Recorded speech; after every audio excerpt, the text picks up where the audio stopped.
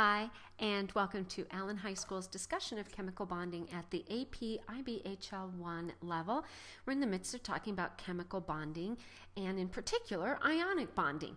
Now, what's cut off, it was on a previous slide, and I didn't want to backtrack, but ionic compounds, we talk about a formula unit.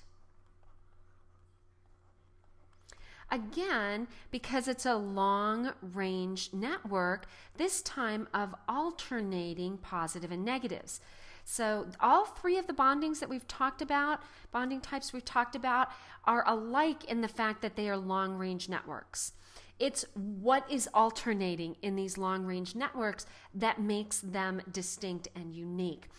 And what we do to represent it is to use the smallest whole number ratio. We've done this before. You reviewed at the beginning of the year how to write a formula unit. So calcium's +2, chloride's -1, lowest common multiple is 2, so I need 1 calcium and 2 chlorides to make that neutral formula unit. Now again, if you look at this picture, you see a lattice structure where we would have kind of the crisscrossing like we might in fences. And we have lattice points, and there are 1 calcium for every 2 fluorides. This is actually calcium fluoride. And you can see this, if you would count these, you would see that lowest whole number ratio. And you need to do that. You need to be able to draw and interpret representations. So you want to study those carefully. So I've got 1, 2, 3, 4, 5, 6, 7, 8 of those, and 1, 2, 3, 4, 5, 6, 7, 8, 9, 10, 11, 12, 13, 14. Probably a few aren't showing. There would be 16 fluorides in there. So you need to be able to draw and interpret representations. It's a very important skill in science. Okay. So let's take a look at the Lewis dot structure. Lewis loves electrons, and he came up with the Lewis dot structure. Now, the Lewis dot structure is to aid us in bonding, but the Lewis dot structure does not give us information of the 3D structural formula. It doesn't provide that. Now, it leads to our understanding of a 3D structural unit or formula, but it doesn't provide it in and of itself. So remember, we talked about valence electrons. Group 1 has 1, group 2 has 2, group 13 has 3, 14 has 4. Remember, valence electrons are our lowest energy S and P electrons. Well, calcium has 2 valence electrons. Metals are losers. We lose those 2 electrons, and in the process become the 2+ ion. We always put the number first and then the charge. Now, chlorine, has 7 valence electrons. If it gains 1 electron, it becomes the chloride ion. You have to add that last name when you use these. And you notice that we use brackets around the ions, and we would have our charge. It's -1. And so this would be the added electron. Now, that added electron is going to be donated from some metal ion.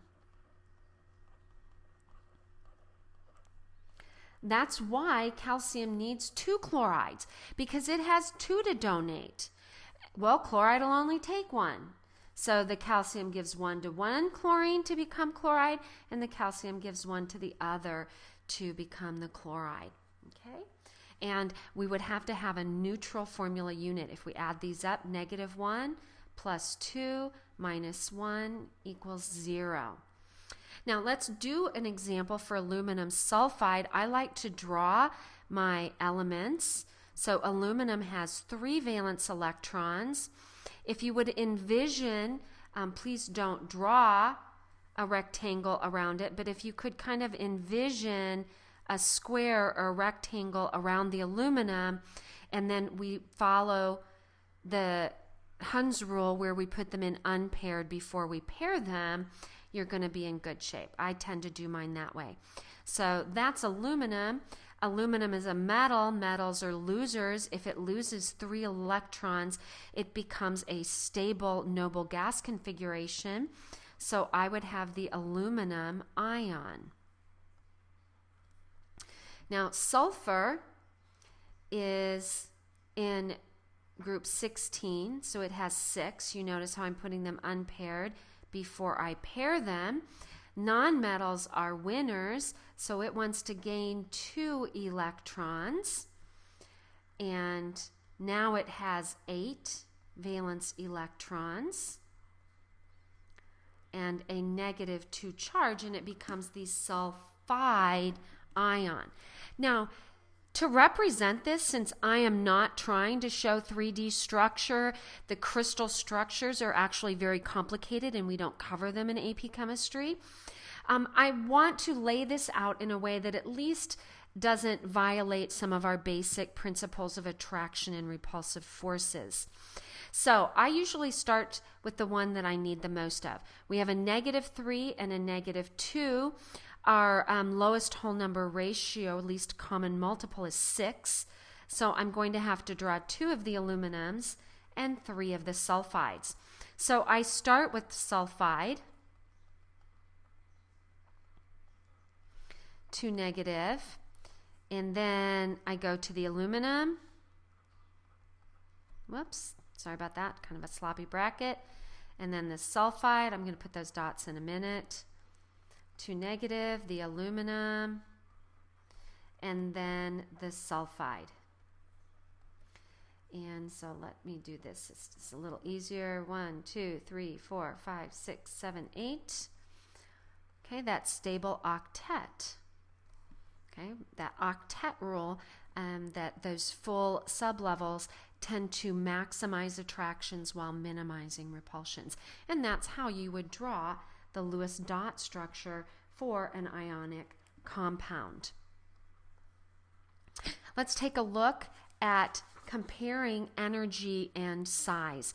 This is a handy formula you have to memorize. Remember, I don't give you formulas. You need to memorize this. And if you memorize it, when you're thinking about lattice energy, it's much more likely to come to your mind. So this, it's called the lattice energy. Right? They form the lattice structure. So we're going to compare the lattice energy between different ionic substances. We're not going to calculate. We're going to use this to compare. Now, if we can compare structure, then we can start comparing function, the properties, in our next chapter. Now, this formula is assuming a pure ionic character. We don't always have pure ionic character, but again, we're using this for a comparison purpose.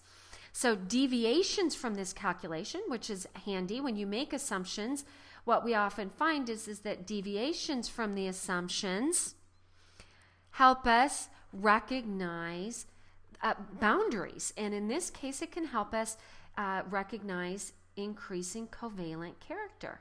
So if we make predictions with lattice energy, the further our prediction is from reality, it's because it's not likely to be as ionic as we thought it was. Okay?